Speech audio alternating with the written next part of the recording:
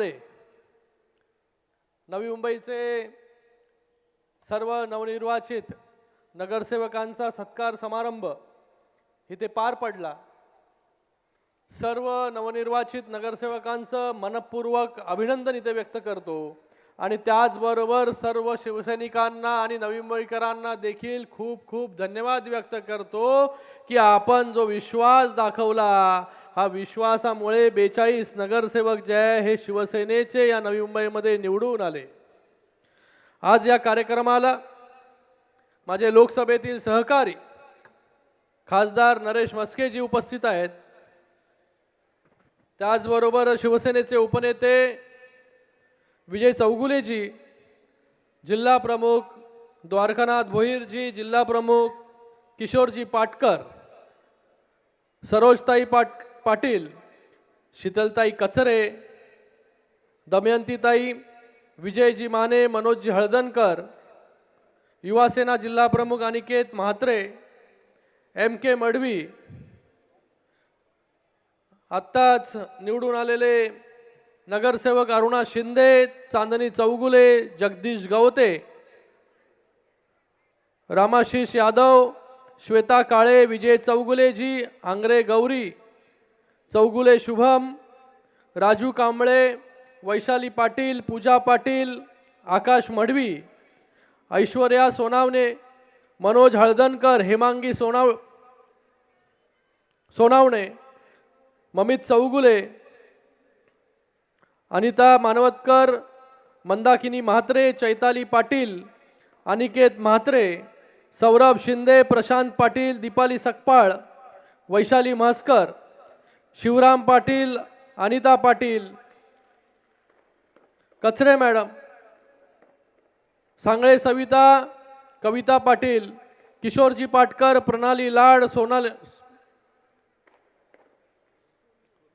सोनवी लाड, दिव्या गायकवाड, सविता लगडे, अबोली कुलकर्णी, सुरेशजी कुलकर्णी, चंद्रकांत आगोंडे, शशिकला आवटे, पूनम पाटील, सरोज पाटील, अमित पाटील, भारती कोळी, स्वीकृत नगरसेवक द्वारकानाथजी भोईर, अंकुश कदम, साहिल चौगुले, सुरेश भिल्लारे, या सर्वांचं मनपूर्वक पुन्हा एकदा अभिनंदन या ठिकाणी व्यक्त करतो। आता सगळ्यांची भाषणं जी आहेत या ठिकाणी ऐकत होतो मी की या नवी मुंबईमध्ये कशा प्रकारे निवडणुका लढल्या, पण मला वाटतं या नवी मुंबईमध्ये माननीय उपमुख्यमंत्री, मुख्य नेते एकनाथजी शिंदे साहेबांच्या नेतृत्वाखाली आपण ही निवडणूक लढलो आणि या निवडणुकीमध्ये आपल्याला नवी मुंबईकरांनी 42 नगरसेवक निवडून दिले। मी काही दिवसापूर्वी म्हणालो की 42 नगरसेवक जे निवडून आले आता, पण 42 पेक्षा जास्त नगरसेवक जे आहे ते निवडून आले असते। याच्यामध्ये कोणाचं योगदान जे आहे हे नगरसेवक कमी करण्यामध्ये नाही, आपलंच जे आहे, काही नगरसेवक आपली कमी जे आहे, आपण कमी पडलो कुठेतरी, म्हणून आपले नगरसेवक जे आहे हे कमी आले। नाहीतर नवी मुंबईकरांनी शिवसेनेला कौल जो आहे हा या ठिकाणी दिला होता। आज जे या ठिकाणी वार्ता करतायत तर त्यांचं काय झालं असतं हे आपल्याला कळलं असतं, पण मला वाटतं आपण याच्यातून शिकलं पाहिजे, पुढे गेलं पाहिजे। कुठे कमी पडलो याच्यावरती आत्मपरीक्षण केलं पाहिजे। सगळ्यांनी काम जे आहे ते या ठिकाणी केलं, पण तरी नवी मुंबईकरांनी 42 नगरसेवक निवडून दिले। काही नगरसेवक जे आहे ते आपल्याला वाटले होते आपले सिटिंग नगरसेवक जे आहे ते निवडून येतील, पण आता खासदार साहेबांनी या ठिकाणी सगळा इलेक्शनचा उहापोह या ठिकाणी केला की कशा प्रकारे जे आहे हे निवडणुका या ठिकाणी लढल्या गेल्या। मी तुम्हाला एकच सांगतो, रात नहीं ख्वाब बदलता है, रात नहीं ख्वाब बदलता है, मंजिल नहीं कारवा बदलता है। जज्बा रखो जीतने का, जज्बा रखो जीतने का, क्योंकि किस्मत बदले ना बदले पर वक्त जरूर बदलता है, वक्त जरूर बदलेगा। आता शिवसेनेची परिस्थिती अशी आहे, थोड़ा है, थोड़ी की जरूरत है, पण 5 वर्षानंतर हम है, बाकी पाणी कम है, अशी परिस्थिती होणार आहे। तर कोण जे फुशारक्या मारताय त्यांनी जे जरा निवांत सांभाळून, बरोबर आहे ना चौगले साहेब, थोडस भान ठेवलं पाहिजे। एक महानगरपालिकेवरती बसलेत, एक महानगरपालिका ती पण निसटता जिंकली, त्याच्यावरती असं वाटतंय की जग जिंकलं। अरे माननीय मुख्य नेते उपमुख्यमंत्री एकनाथजी शिंदे साहेबांच्या नेतृत्वाखाली या शिवसेनेने जी घोडदौड गेल्या 3 वर्षांमध्ये केली, याच्या अगोदर कुठल्याही पक्षाने केली नव्हती। आज तेवढी घोडदौड शिवसेनेने केली। प्रत्येक गावागावामध्ये, शहरामध्ये शिवसेना नेण्याचं काम शिंदे साहेबांनी केलं। 80 जागा विधानसभेमध्ये आपण लढल्या आणि 60 जागा आपण त्या ठिकाणी जिंकलो, हे शिंदे साहेबांच्या नेतृत्वाखाली। शिंदे साहेबांच्या नेतृत्वाखाली 2022 मध्ये जर उठाव केला नसता तर 2024 मध्ये जे आहे दिवस देखील आपल्याला पाहायला मिळाले नसते। हे देखील याद ठेवलं पाहिजे, लक्षात ठेवलं पाहिजे। 2022 मध्ये उठाव नसता केला की आज काय परिस्थिती असते। नगरपालिका आपण लढलो, नगरपालिकेमध्ये देखील लोकांना वाटलं होतं की काय शिवसेनेची जागा किती येणार।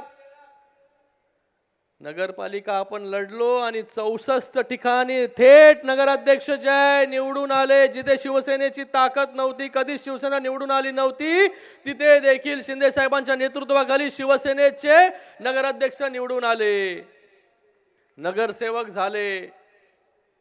आज शिवसेनेची ताकद जी महाराष्ट्रामध्ये जी आहे 2022 पासून 2025 पर्यंत 3 वर्षांमध्ये या महाराष्ट्र राज्यामध्ये क्रमांक 2 नंबरचा पक्ष जो आहे हा शिवसेना जो आहे हा या ठिकाणी झालेला आहे। हे देखील सगळ्यांनी लक्षात ठेवलं पाहिजे। शिंदे साहेबांच्या नेतृत्वाखाली वेगवेगळ्या योजना आणल्या, लाडक्या बहिणी ज्या आहेत, लाडकी बहीण योजना, आज या महानगरपालिकेमध्ये देखील मोठ्या प्रमाणामध्ये लाडक्या बहिणी ज्या आहेत या निवडून आलेल्या आहेत। त्यांचं देखील खूप खूप अभिनंदन या ठिकाणी मी करतो।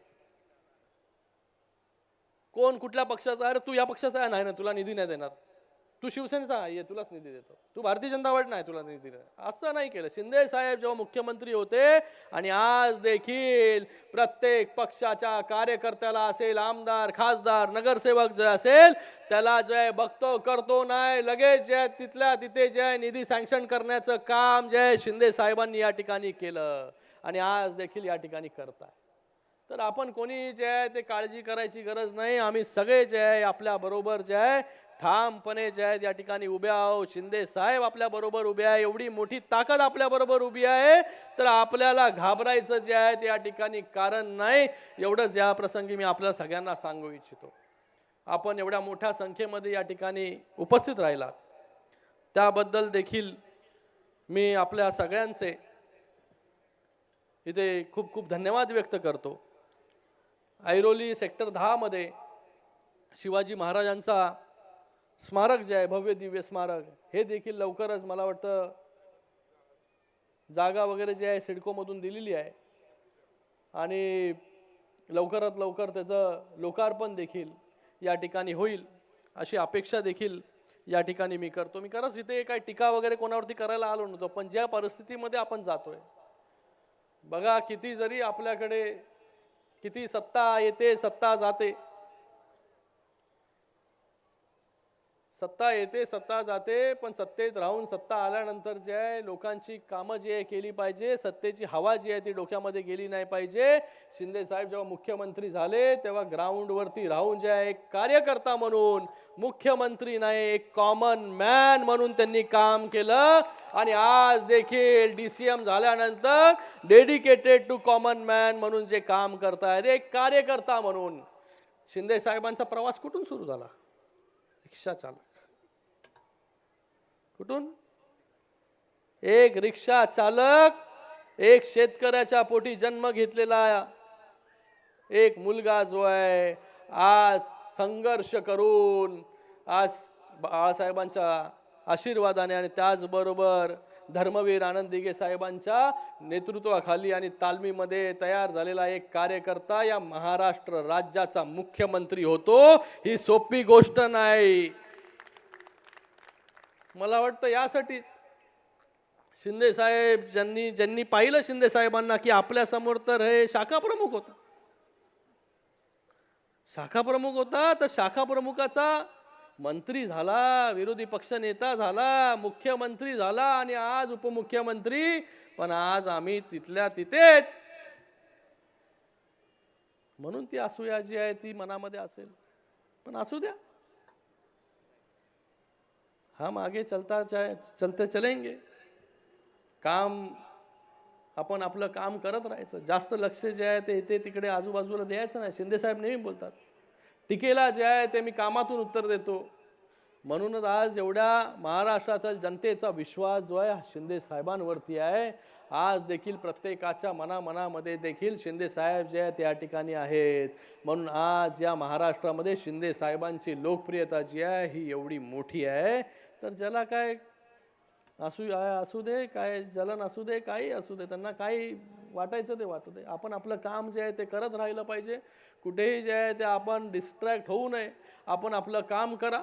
आपण सगळे लोक जे आहे ते एकत्र मिळून या ठिकाणी काम करू. एवढंच आपल्याला या प्रसंगी मी सांगतो. आणि पुन्हा एकदा आपण एवढ्या मोठ्या संख्येमध्ये या ठिकाणी उपस्थित झालात त्याबद्दल आपल्या सगळ्यांचे देखील मनपूर्वक धन्यवाद व्यक्त करतो. आणि येणाऱ्या SRA या नवी मुंबईमध्ये देखील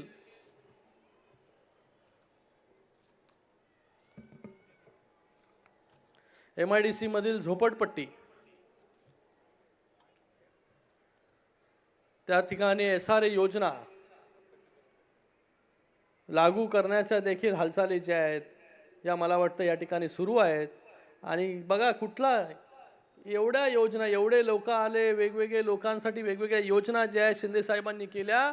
नक्कीच ही योजना देखील जी आहे स्वतःच्या हक्काच्या घरांसाठी देखील जी आहे ही योजना जी आहे शिंदे साहेब या ठिकाणी करतील असा मला पूर्ण विश्वास जो आहे तो या ठिकाणी आहे.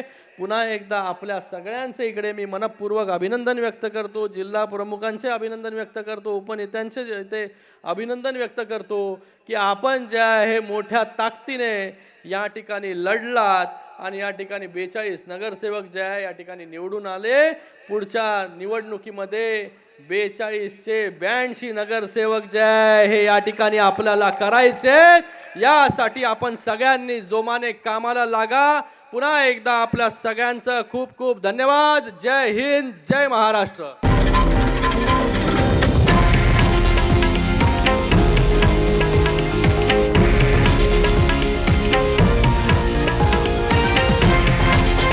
हे आहे देशातील नंबर 1 न्यूज नेटवर्क आणि आपण पाहत आहात TV9 मराठी, एकमेव.